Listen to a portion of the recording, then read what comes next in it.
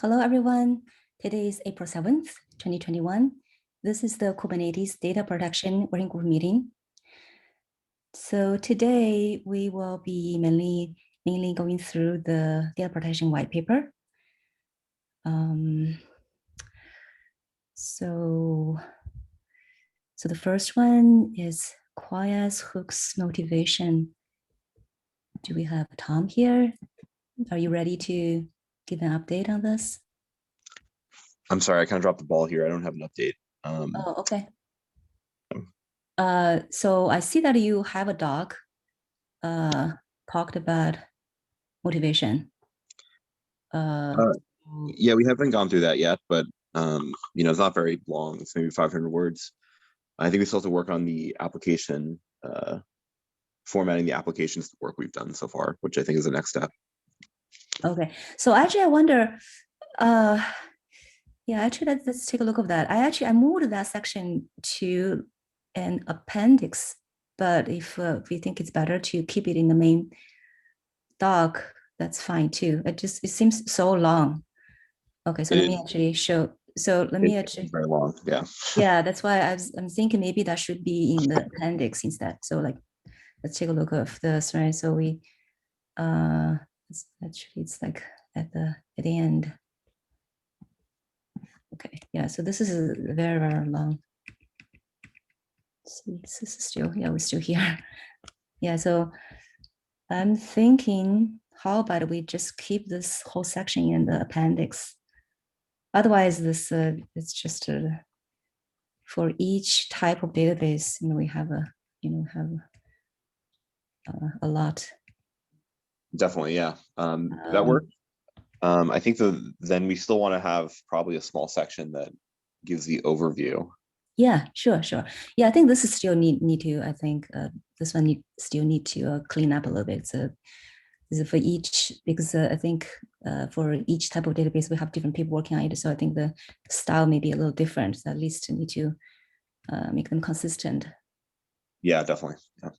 Okay. All right. Sounds good. Thanks, Xing. Okay. Thank you. Okay. Right. Use case section.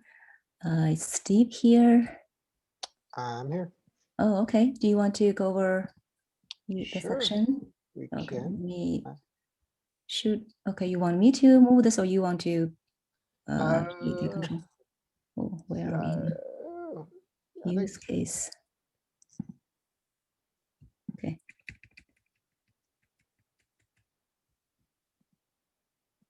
It's probably easier if you drive than if I try to take over.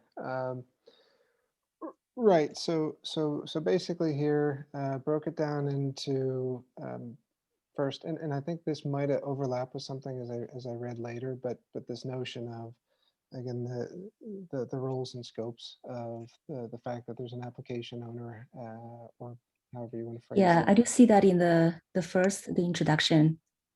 Why do we need? Yeah, maybe we can take a look and see if we can combine them later on. Yeah. Yeah. So that was the first part, was just, again, pointing out that in these use cases, you're going to have different rules and scopes. And then if we move down, then it really tried to break it into the kind of three chunks, which is, you can protect an application, you can protect a namespace, you can protect a cluster, which is kind of the discussion we had. And the vast majority focuses on application, because that was also where I think we had the vast majority of discussion and focus when we went through the notes the first time through. And so talked a little bit, and this, Tom, may then link in with some of what you're also doing with things like QS hooks, the notion of what defines an application. And yeah, I'm happy to take FlexFall out. I was more completeness than love. I think this section may be overlap a little bit with I think there was a section defines applications. Yeah, but we can sort out that later. Yeah, and yeah, sorry. I do have a question. Do you just mean the volume on the storage system, right? This is what you mean, and this is Kubernetes resources. Is that what you mean, or is it something else? Yeah, exactly. So we've got customers that basically use RDS databases in AWS, and then And this is where kind of AWS is pushing the whole ACK kind of thing, right? Where I could provision, manage, and maybe someday even trigger backups of RDS databases that are not managed by Kubernetes. They're not. Oh, you're taking, okay, this is not, okay. I thought, Truly an oh, external okay, I resource. see now. And I think I know we get quite a bit of this. That as much But, as but this some is like in the customers- environment you have mixed, or Yeah, exactly. It's a mixed Oh, environment okay. where I might be running, let's say, a Mongo inside the cluster, but I might also have dependency on an Oracle outside the cluster, and they don't want to run Oracle in the cluster, so that remains external. But from the point of view of the backup, they want that to be coordinated because there is a relationship and a dependency in their mind. Okay, so maybe you want to call out, this is actually outside of Kubernetes cluster then. Right. I was not sure what that means. Okay. Okay. Yeah, and S3 store would be another one. Anyway, yeah. So that was kind of the first part is, and this ties into I think, and there's a bit later that needs to be filled in, the section right below this one that talks about application CRDs. Because we don't have an application object inside Kubernetes, I think many of us in this space are probably sort of creating custom ways to define applications with our customers. And so that's kind of the point here. And then the second part in terms of defining the backup, and this is where I think it links into what Tom's talking about, is, you know, it's not as easy as just, hey, snapshot of CSI volume. You know, when you talk about databases, it can get arbitrarily complicated. It's not just quiesce and then, you know, snapshot a database. If I'm doing, let's say, more of a data transfer style database backup, I've got to start worrying about how I set up policies for things like log truncation and incremental backup management and those sorts of things. Again, consistency groups, volume groups, however we want to talk about them, those are a big deal. And then the whole decision to snapshot versus backup.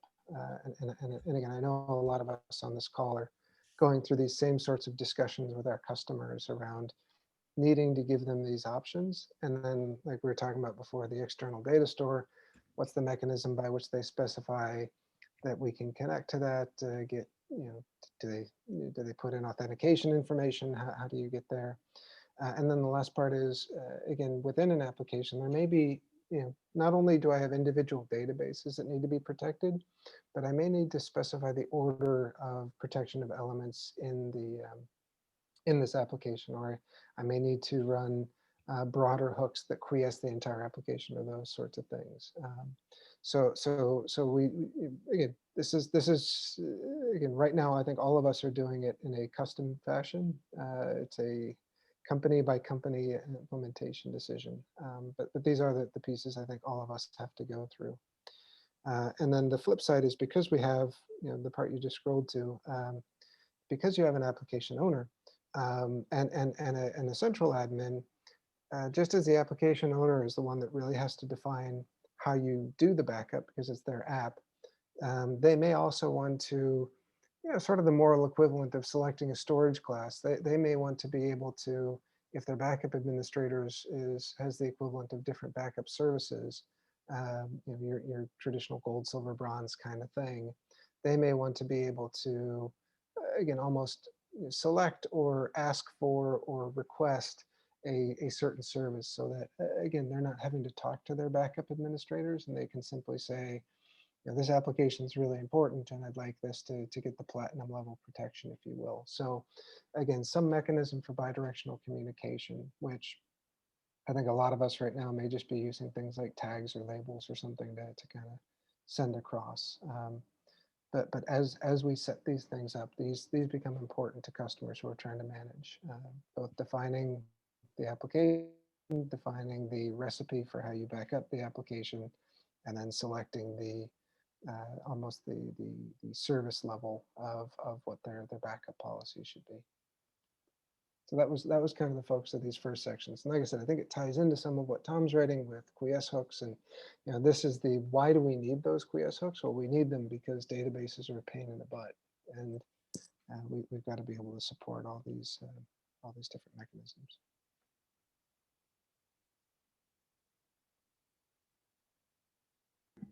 I think this also And then means that there is this application backup proposal that was submitted about a while ago. So I think that will probably help as well. Yeah, because again, and until and unless that happens, like I said, I think every vendor will come up with their own way of specifying it. I'm sure. I mean, Kasten obviously they have their mechanism. We have ours.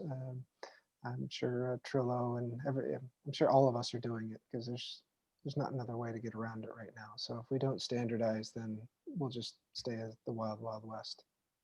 Yeah.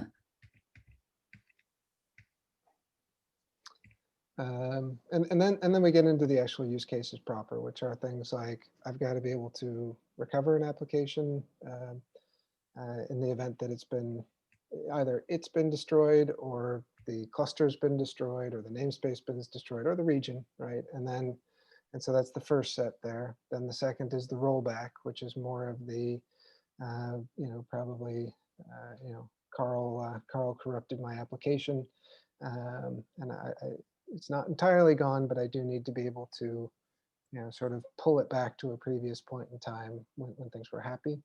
So, different than setting up a new application. This is just, going back to a previous point in time. And one of the key things that we get a lot there is, giving me the option to overwrite or non-overwrite resources.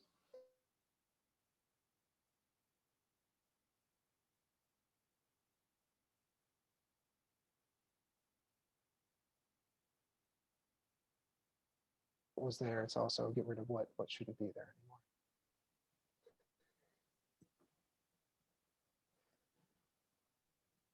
anymore. And so that's and then the migration case, this is, again, I'm moving to a new cluster, a new region, a new geography, a new vendor, whatever it's going to be.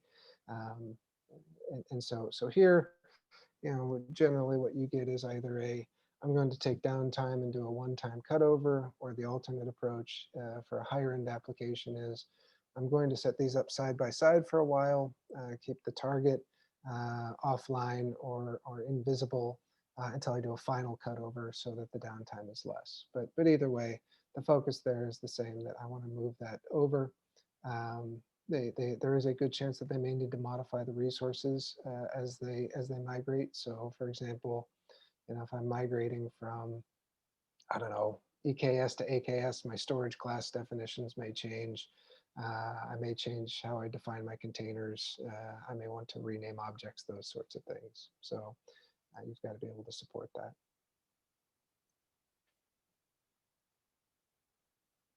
And then cloning is like an easier version of disaster recovery in some ways, given that at least the source is still up.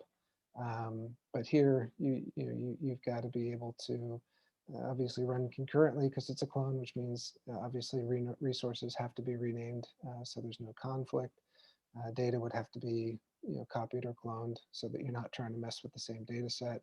And then a request that we get increasingly often is this whole golden copy push out updates to the golden copy kind of approach. So think of this as I cloned off 20 versions for, let's say, a training exercise. And then a week from now, I've updated the primary data set. I'd like to not reseed everything, but just push the updates to those cloned copies. And then that takes us into the application retrieval. So think of this more as there's a legal case, there's, or I just need to get data back. This is more from a longer term retention point of view. And in particular here, what we're hearing more of from our customers again is it's not just about getting the data back now. They want to be able to bring back the application, especially as more people are doing AI/ML and they need to be able to reproduce results for legal cases or compliance reasons. So there is an interest in being able to recreate the whole flow. And so this opens up questions about, again, backward compatibility of resource versions and how we map those forward. And I don't know if we're the only ones hearing this or if others hear it, but There's been more interest now around protecting the actual container because the backup teams are somewhat skeptical that the container repository will have the version they need 3 years from now, and they don't want to be beholden to that. And so we're also getting requests to literally back up container images as well. So that may just be us because we're weird. I'm not sure. Stuart, is this a major use case? So the retrieval on the whole is a major use case because that is the longer term retention. I need to pull stuff back. The container protection piece, I'd say that's coming up as discussion, but not buying criteria yet. So that's why I kind of threw it in there, partially to see if other people in the call were starting to hear this, or like I said, is this just, we've had a few one-offs. I always want to be careful about that. That, you know, the three anecdotes does not make data. It could just be a really weird sample size. So Stephen, by containers, you mean the container image itself, right? The container image, yeah. So it's the backup team saying, we depend on container images, and if I'm responsible for recreating this environment 3 years from now, I don't have faith that either that our container management system will have that image as of 3 years ago, either because internal developers will wipe it out or because we're depending on kind of open source container. Exactly. Yeah, we're we're hearing similar things from time to time, mostly on the use case where the registry is not available, and you still want to make sure that your backup can succeed. With some images, even if the image is not present at the destination site or wherever you're restoring to. So we do hear that from time to time as well. Yeah, the interesting thing is that this is not only application container images, but also Kubernetes version, right? The Kubernetes will release a new version like in a quarterly basis. After 3 years, that might well be backward incompatible changes there. I actually hadn't thought of that. All right, yeah. Now you've okay. It's even harder than I was thinking. Great, thanks. Oh, so there was actually there was a presentation done by someone a while back. I think it's from the Valar team, talking about the different versions of a Kubernetes cluster. You may want to take a look at that. Maybe can refer to that doc. This is a great point, right, Steve? I think this is pretty critical for financial industry, especially because they have this long-term auditing process, normally conducted by government or whoever monitors them or audits them. They need the ability to go back far in time, like 5 years or something like that, to meet this purpose. But I agree with you, this is a very complex and hard problem to solve. Normally backups, the restoration from backups is not a straightforward mapping into the current environment. And yeah, probably you want to add the Kubernetes version over there as well. Yep. Thanks. Just to add kind of our view, we have seen customers who want to back up images, but they're not usually general images that you find in some external repository. They'd be images that exist inside a registry inside the cluster. Yeah, the fear we get isn't like I won't get Mongo back, right? It's like more a custom thing that they're worried about. Yeah. We actually see this a lot in OpenShift because OpenShift has all the registry stuff built into it. And there's all the API objects around that life cycle. And yeah, people will do want to back that up, I think.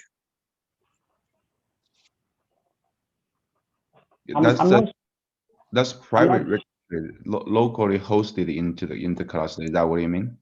It is, yeah. In OpenShift case. Yeah, this is slightly different than that because because they are customers or users using this kind of model to manage the images, and by packaging the image registry directly into the distribution of Kubernetes, that'll make this problem slightly easier, but not completely solve the problem, like for example, Kubernetes problem, etc., etc. Yeah, And for those who are using public registry, that's the real thing. Sorry, someone was saying something. Yeah, this me. So this application Retrieval, I think I want to have some input on this area a little bit. So the customer really interested in is not the application itself, but they interested in the data. For example, the log, like the government require that you have to maintain a log of your, of your activities up to a certain year. And then the problem is that when the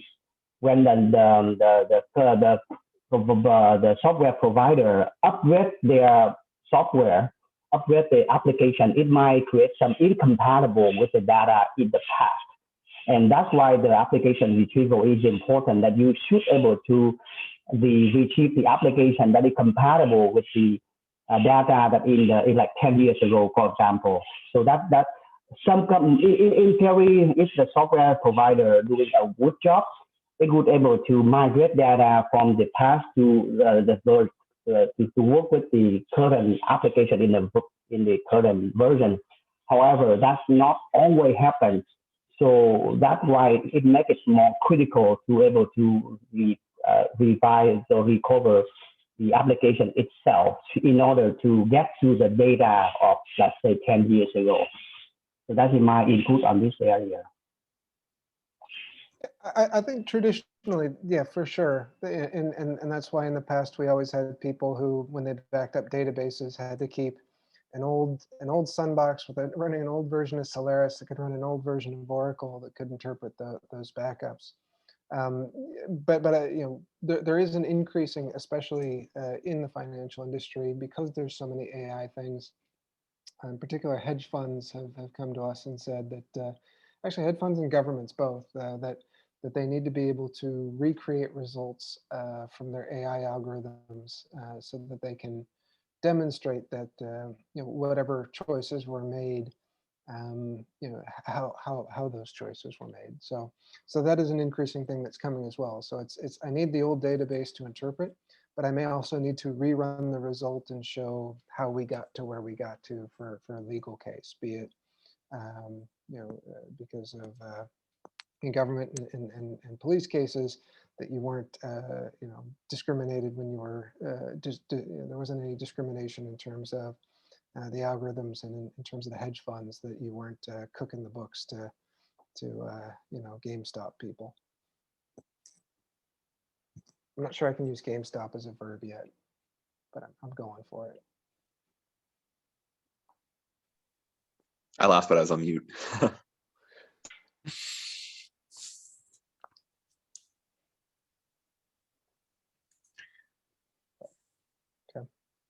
And then the next one, resource recovery. So this is just I might have backed up an application, but I don't always need to recover the whole application. I might just want a database out of it. I might just want one file system out of it. So there obviously has to be a way to be able to filter out effectively a resource or set of resources from a backup, so that people can just restore the subset that they need. So granular recovery, always a big deal. And then the next two covered a little bit more lightly, only because from a namespace perspective, and again, I don't know how other people see this, but protecting namespaces in one sense is a requirement we get because we have customers whose app owners don't want to define applications, and they just go, oh, just back up the namespace, at least you'll get everything. So but it is a cruder way of doing things, because then we're not getting the these things need to be app consistent, and here's the relationships. And so it's a bit of a sort of a heavy hammer, just snapshot a bunch of stuff and close your eyes and hope it's all going to be okay. But it is a useful, I guess, is a brute force kind of mechanism. And we'll get people who say, back up all the applications in a namespace, and then if there's stuff left over, just stick that in a bag because maybe I'll need it later.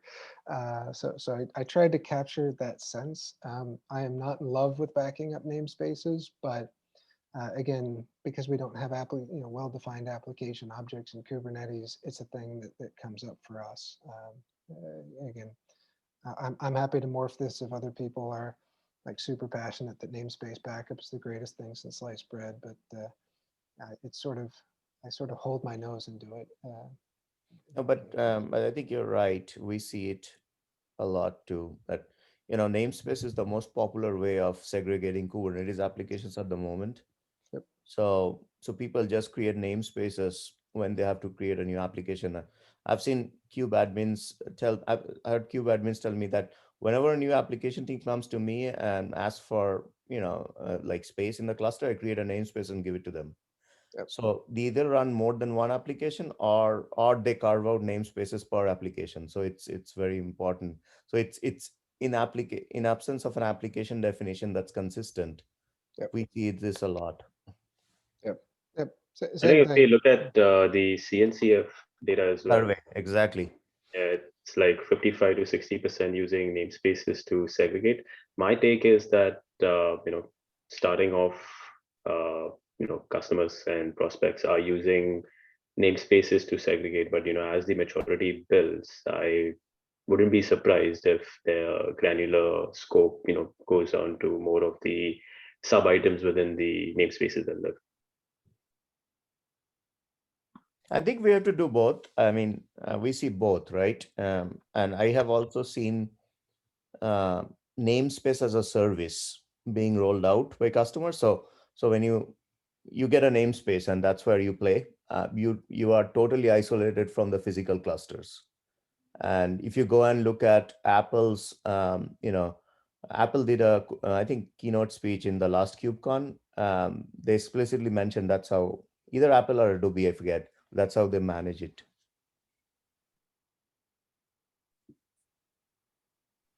So you're referring to like, yeah, so the two models, one is namespace as an application and other is the namespace as a tenant.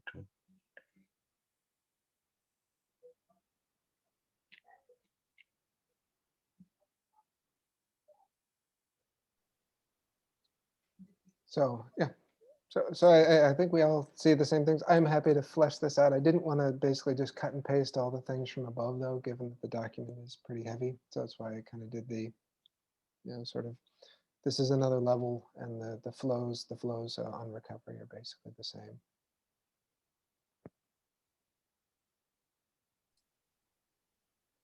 And then on cluster, and this was the one that I think when we had talked before, was as much about what we didn't want to cover as what we did. And so in particular, I think from the notes I had, this group was not in the, we recreate clusters, right?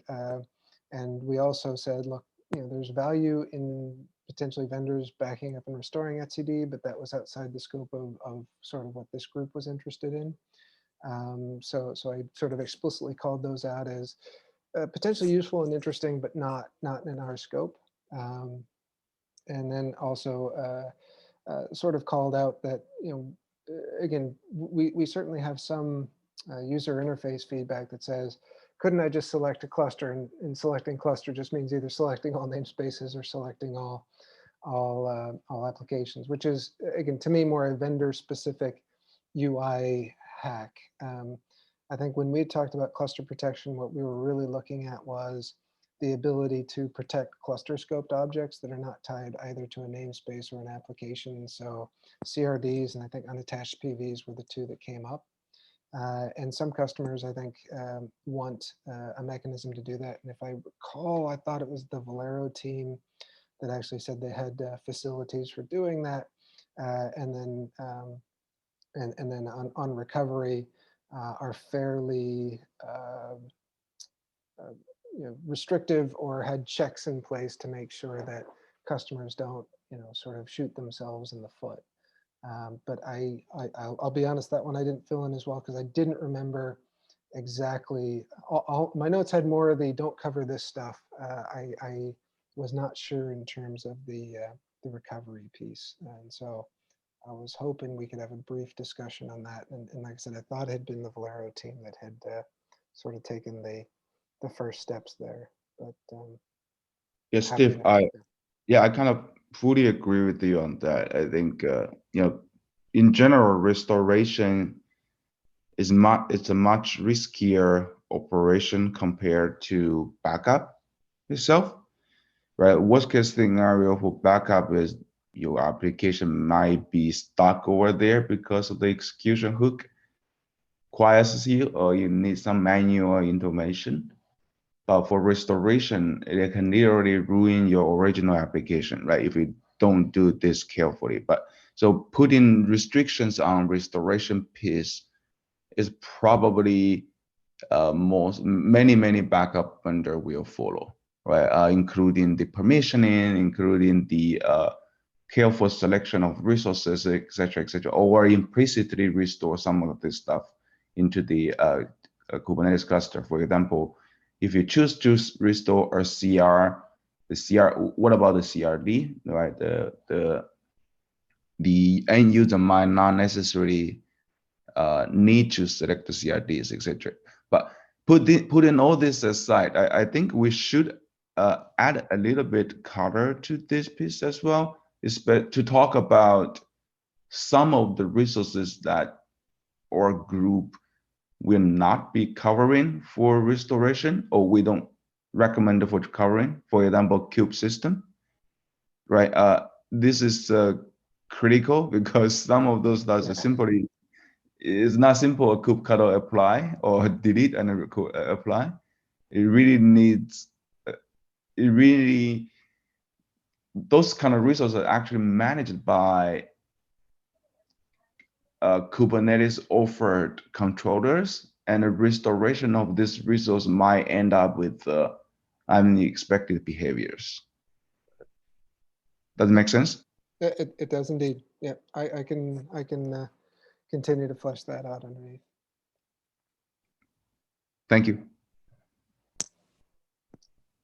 And then that was the end of my Maybe section. I think for CRDs, maybe also talk about what is the problem of restoring CR, because you could trigger something to be created, which could cause some conflict, right? So maybe just briefly Just walk through that. explain that. So that's why we really have to handle each CRD. But yeah, it's different. It's not like we can just have this general solution for all. Yeah, can't just slam them in and go, it'll be fine. Yeah, there are many implications over there, right? I've seen people delete the CRD first and then recreate it, and that causes a huge issue because CRDs are non-namespaced. Right. You have no idea whether there are other namespaces using these CRs of the CRD.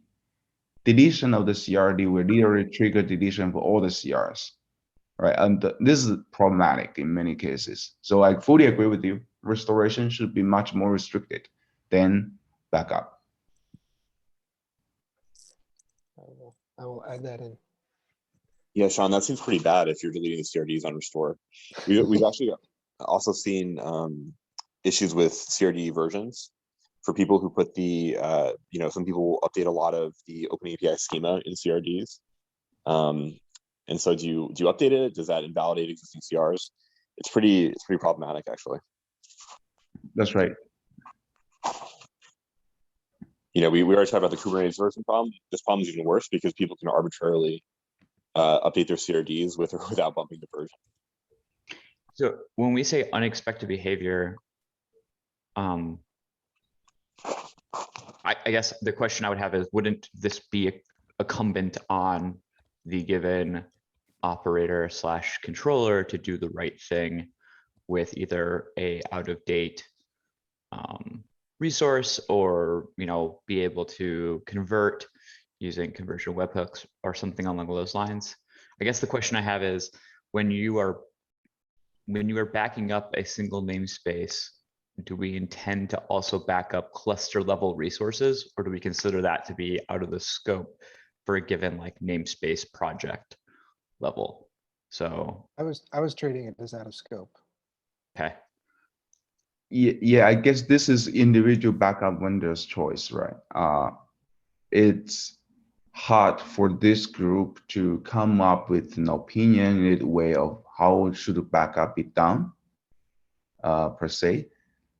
In some cases, I know Aurora did backup CRDs, right? Those are non-namespace resources.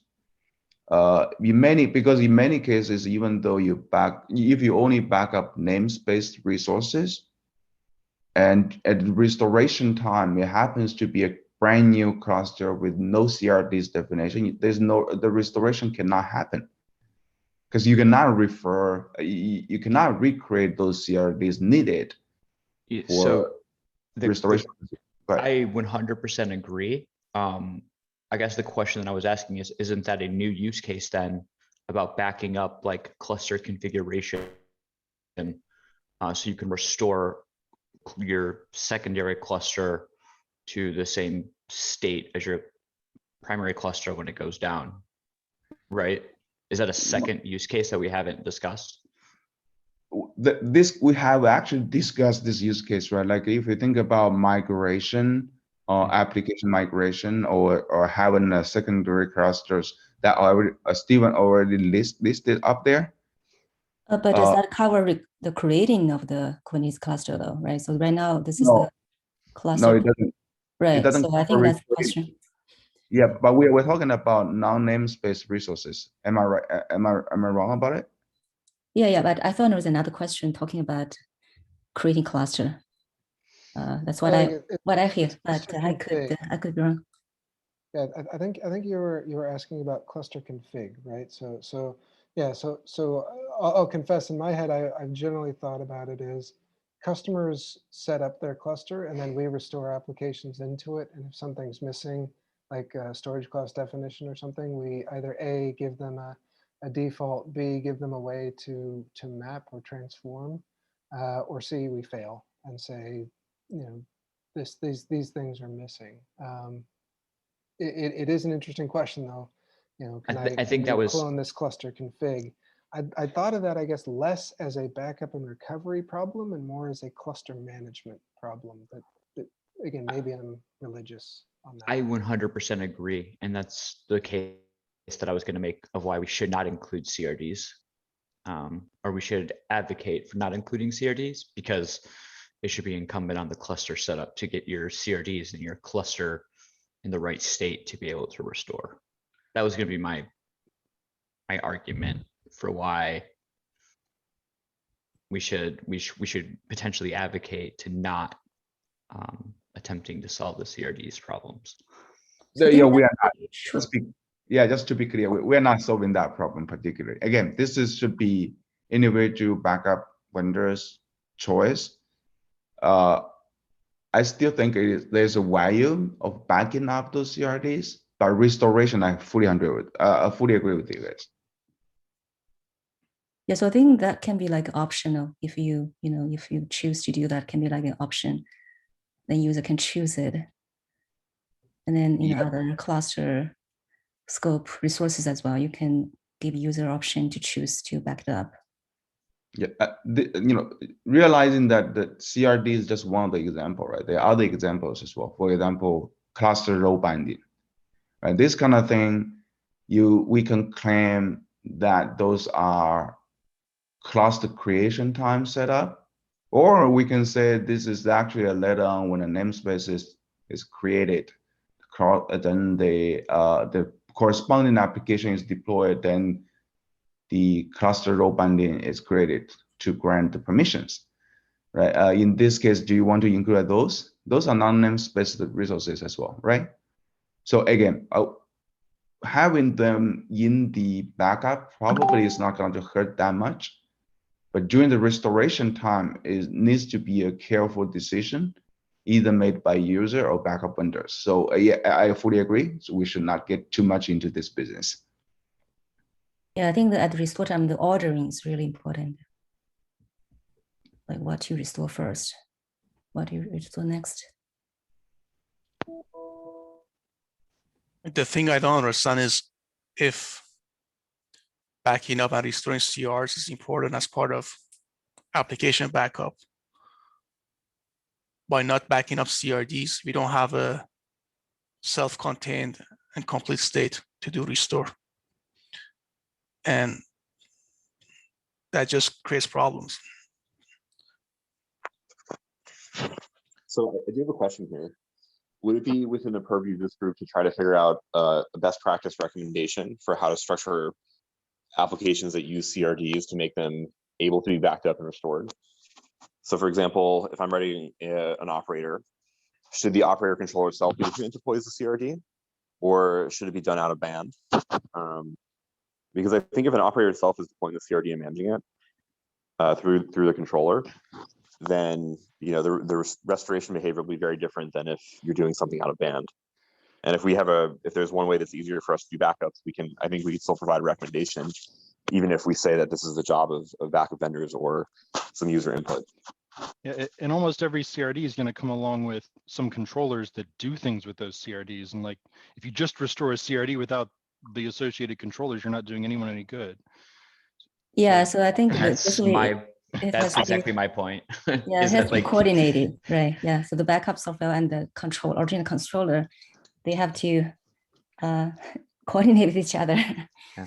Just taking the definition doesn't get you anything if you don't also have the controller, right? Like that's why it seems to me that is 100% like the cluster, the recreation of the cluster problem, not a backup for an individual application problem.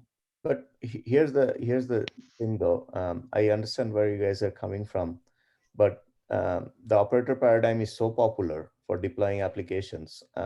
Customers expect that a backup vendor to be able to discover apps that are deployed using operators and do the needful, which is backing up CRs, CRDs and the loops, etc., to make sure that when they restore, their app actually comes up and can function instantly, right? So it's something people will deal with.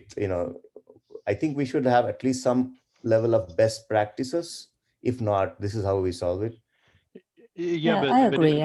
If you have an app that depends on a particular CRD, it presumably depends on the whole other app or operator or whatever it is that created that CRD. And so you kind of need to back up the application and its whole dependency chain, which might not be easy to find just by looking at the Kubernetes cluster.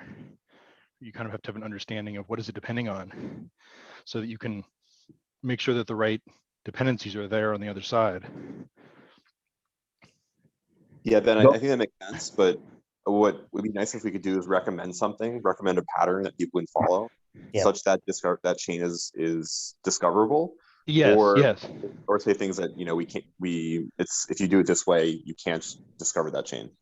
But once you have the chain, it just becomes a recursive problem. Like, okay, I got to back up this app, which means I have to back up all of its dependencies, which means I have to back up all of their dependencies, etc.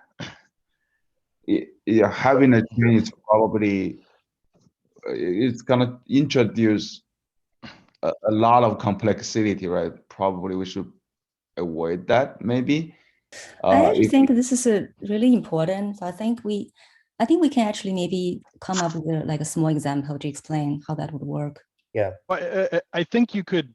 I mean, there's certain places you have to stop that recursion to say, okay, like this thing I'm just going to assume is there on the other side because there's no way I can, reliably back it up in a way that I can restore it onto an arbitrary cluster.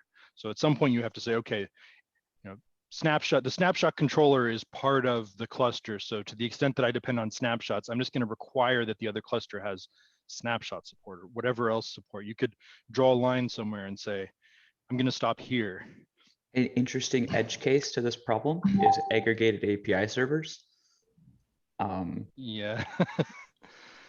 Like, are we also going to be backing up then aggregated API servers and following those and doing that? Those have the exact same edges that CRDs have.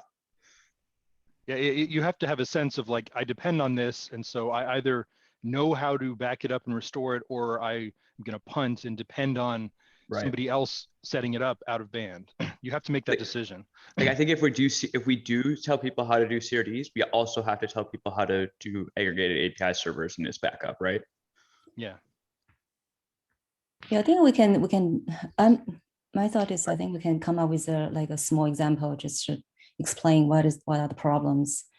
But we're not saying that we are giving out a complete solution, just to like point out what are the issues we need to pay attention to when we're doing this. But still, discussing, because I think I would assume a lot of backup vendors have to deal with this anyway. Yes. Yeah, I'm a little hesitant to provide guidance. That's what I was saying, because those are really the complexities lies in the backup systems, right? So the people do this in a different way, and people treat this solving this problem in a different way as well. So us as a community, the problem is that I feel that we can't find a perfect solution for this. Yeah. Okay. I agree.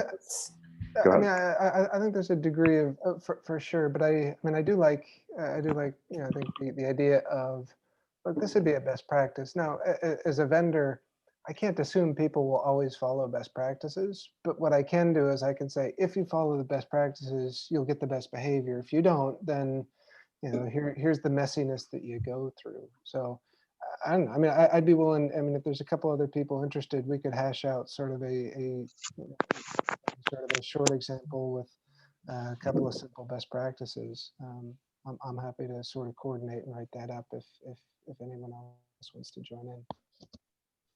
Yeah, I think we can probably talk about this. We don't have to make a decision saying whether we want to include that in the white paper or not. But I think that's a good, very interesting topic for this working group at least, right? So maybe we don't even, if we don't all agree on it, we don't even include that in white paper.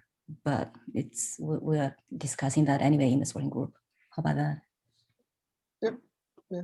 So like I said, I'm happy to participate if there's a couple other people that want to take it offline and come up with a proposal. I would like to participate in that if you can. Yeah, that sounds interesting, Stephen. Yeah. If there's this doc, please just put your name over there so that we can coordinate all these efforts together. In the white paper one or in the agenda one, I guess. the agenda? Yeah, cool. Yeah, thank you. Okay, I think we're done with the use case doc. Thanks, Steve. Oh no, sorry it took so long. No, that's actually very That's great. well written. Thank you. Very good. Okay, so we Great work. Yeah, this looks really good. Yeah, it's very good actually. Is this draft like generally available? Shared? Oh, okay. Let me actually include this. But this one is still a little messy, so that's why I didn't put it in there. I was wondering if I should like include like small links, because this big doc is a little messy. How about I do that? Is that maybe that's will be better? I was just thinking this doc is kind of very long. Yeah, what do you guys think, or should I just?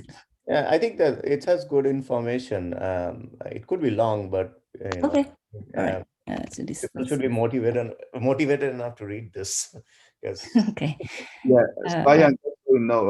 we're constantly change the content of this document. So for those sections, maybe we can mark a to do there. If you guys are okay with that, sharing it with you is no problem at all. I think maybe you can say that certain sections are work in progress, and people will understand that it's evolving. Yeah, so I added a link here. This is a work in progress doc. Okay. Let's see, we talked about that, use cases, and then we have a few minutes. Fawn, do you want to go over different snapshots doc, or you think you're ready, or you need more time? You wanted to give an update? I can just give a quick update with about the progress, and then we can, because we don't have much time left. We only have like 5 minutes. Yeah, sure. Why don't we just give a quick update? Yeah. So basically, we come up with the small section, the section of the white space on the white paper. I mean, for the differential snapshot. I did prefer to use the word differential snapshot because the differential snapshot, including both the usage for the block and the file system volumes, right? For if we use just CBT, then it's just for the block. And so we want to say use the word like differential snapshot. And in the paper, we also specify what is the difference between the differential snapshot and incremental snapshot there. I will post the link to the paper here because we're still editing it. I just received some feedback from Xing and Ash yesterday, and I'm working on incorporate the feedback. But hopefully that in the next few days we can finalize this segment of the differential snapshot and integrate it into the white paper of the data protection. That's it for my update. Okay, thank you. Okay, we have 4 minutes. All right, so we have this. So Shang-Qi and I have put together this diagram just to show like what are the missing building blocks that we identified, right? So, so we want to get you guys' opinion and see does it make sense to add this diagram in the doc or not. So this has a different color coding. Green meaning existing Kubernetes components. So we already have one snapshot. We have workload APIs. There's some application CRD there. Those are existing. And then the blue one shows the process or how you do backup as a process. And yellow meaning those are work in progress component. So we have a container notifier there. We have CPT there. And orange meaning missing building blocks. So we have backup, and then we have one for restore. So we have, we also have volume populator here in the restore diagram, and then we have cozy here. Yeah, so I will add this link to the doc. You guys can take a look and let us know if you have any comments about this. My high level of feedback is that I think it doesn't include the relationship between backup vendors as well.